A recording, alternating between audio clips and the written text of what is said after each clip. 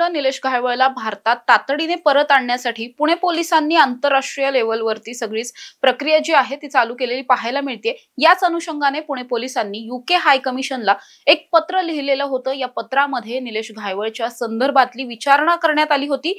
याच पत्राला आता यूके हाय कमिशनने सुद्धा उत्तर दिलंय आणि अगदी 24 तासांच्या आतमध्ये निलेश घायवळचं लोकेशन पुणे पोलिसांपर्यंत पोहोचलेलं आहे। त्यामुळे निलेश घायवळ आता नेमका कुठे आहे आणि त्याला भारतात परत आणण्यासाठी नेमकी कोणकोणत्या स्वरूपाची प्रक्रिया चालू आहे हे सगळं जाणून घेणार आहोत। नमस्कार, मी समृद्धी आणि तुम्ही पाहताय टॉप न्यूज मराठी।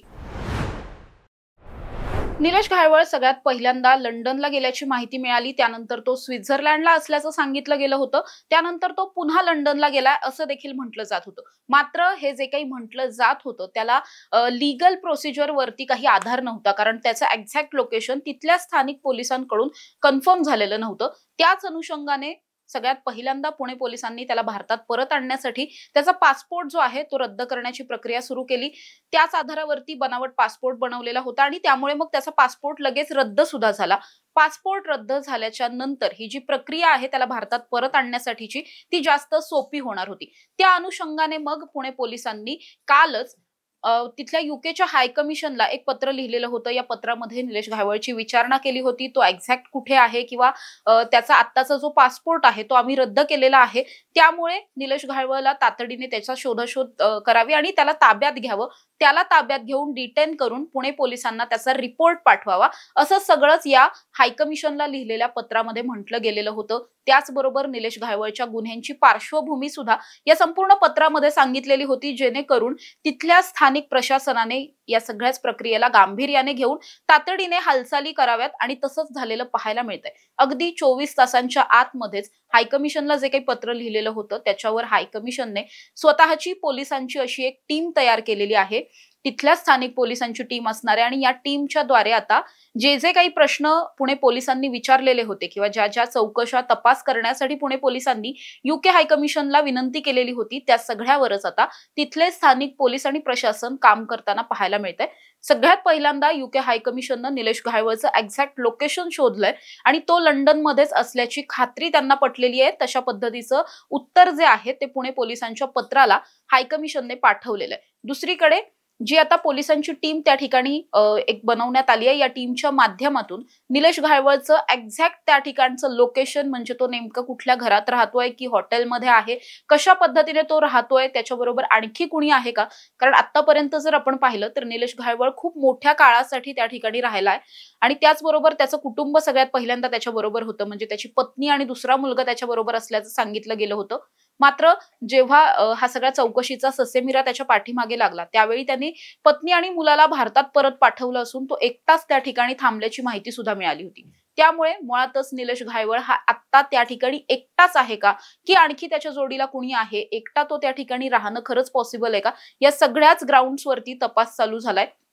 दुसरीकडे निलेश घायवळचा मोठा मुलगा पृथ्वीराज ज्या ठिकाणी राहतो त्याचं जे कॉलेज आहे ते कॉलेज नेमकं कुठे आहे आणि मग हा निलेश घायवळ त्याच्याच बरोबर राहतोय की सेपरेट एकटा कुठे राहतोय, या सगळ्याचा तपास केला जाणार आहे। त्याचबरोबर निलेश घायवळने तिथल्या त्या कॉलेजची फी कशी भरली वगैरे या संदर्भातले जे काही तपास आहेत ते सुद्धा केले जात आहेत। ते तर अगदी सुरुवातीपासूनच या सगळ्यावरती तपास चालू असलेला पाहायला मिळतोय।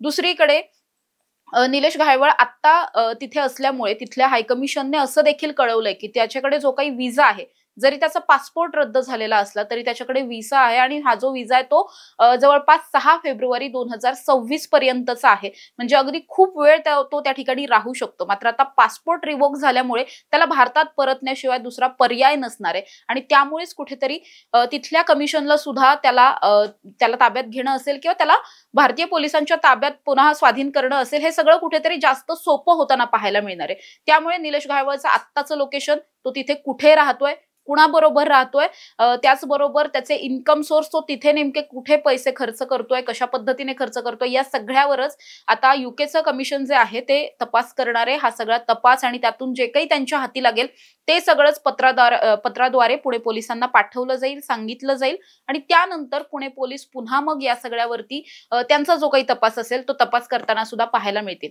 त्यानंतर निलेश घायवळला लवकरात लवकर ताब्यात घेऊन पुन्हा भारतात पाठवण्यासाठीची जी काही लीगल प्रक्रिया आहे ही प्रक्रिया सुद्धा चालू केली जाईल. अगदी म्हणजे ही प्रक्रिया काय एकाच दिवसात वगैरे होणार नाहीये. मोठी प्रोसिजर असते. त्यामुळेच अगदी पुणे पोलिसांनी पहिल्यापासूनच रेड कॉर्नर नोटीस काढली होती, ब्लू कॉर्नर नोटीस काढली होती. इंटरपोलची मदत सुद्धा घेतलेली होती. कारण या सगळ्याच प्रक्रिया ज्या आहेत त्या जलद गतीने व्हाव्यात आणि तशाच पद्धतीने कुठेतरी आता हे होताना पाहायला मिळतंय. पुणे पोलिसांच्या पत्राला हायकमिशनने अगदी प्रायोरिटी बेसिसवरती घेऊन कुठेतरी हा सगळा तपास चालू केलाय. हे अगदी महत्त्वाचं होतं. त्यामुळे या सगळ्याच प्रकरणामध्ये निलेश घायवळ हा तातडीने तिथल्या पोलिसांच्या हाती लागण्याची शक्यता आहे आणि एकदा तो तिथल्या पोलिसांच्या हाती लागला की त्याला भारतात लवकरात लवकर आणण्यासाठीची पुढची प्रक्रिया ही लगेचच पुणे पोलीस करताना पाहायला मिळतील. त्यामुळे निलेश घायवळला भारतात परत आणण्यात पुणे पोलिसांना नेमकं कधी यश येतं हे पाहणं महत्त्वाचं असणार आहे. तुर्तास इथेच थांबूया. तुम्ही पाहत राहा टॉप न्यूज मराठी, आपला महाराष्ट्र आपली बातमी. आता जोकासू STP या अत्याधुनिक जॅपनीज तंत्रज्ञानाने सुसज्ज, quick installation, energy efficient, noiseless blowers, low maintenance या आणि अशा वैशिष्ट्यांनी परिपूर्ण जोकासू STP तंत्रज्ञान प्रकल्प उभारणीपासून ते विक्री पश्चात समाधानकारक सेवा देणारी, भारताबरोबरच परदेशात देखील प्रकल्पांची यशस्वी उभारणी करणारी company Deccan water treatment private limited.